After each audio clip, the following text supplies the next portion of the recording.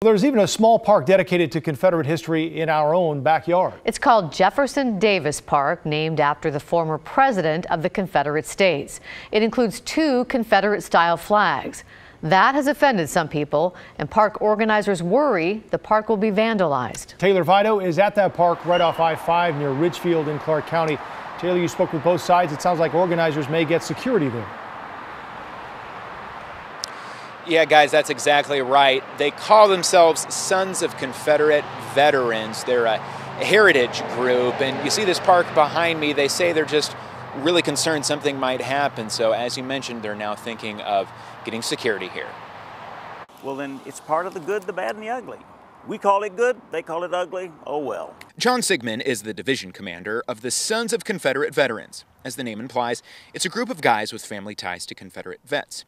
The small park on private land was built around 10 years ago to house these markers with Davis's name that were once along Old Highway 99. Because it's part of our history as a country. The group has said what's happening in Charlottesville is disgraceful on both sides. They, as an organization, say they're anti-racist and non-political for that matter. While they say this park is about celebrating history, not everyone agrees. This man, who didn't want to show his face on camera, lives right by the park. Well, I really think it's an eyesore, and I don't think it belongs there. Then there's John Fleetwood, who lives behind the park. He's indifferent and says the group has never bothered him. Well, I think that it's part of history, and I don't have an opinion one way or the other of it. From what we can tell, this is clearly the most notable Confederate monument of any kind in our area. According to the Southern Poverty Law Center, there are 2 Confederate-related monuments in Oregon.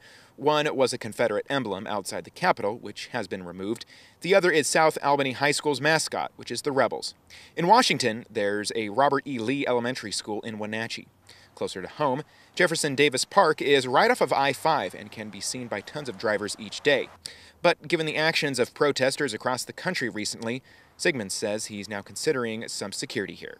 Yes, we are concerned, and to that end, I'm making provision so that that monument will be guarded, and will be guarded by people who know what they're doing. And guys, Sigmund wouldn't give any specifics about what kind of security that would be or when that might happen. He did mention that there has been some vandalism here in the past, but he wasn't able to give any examples.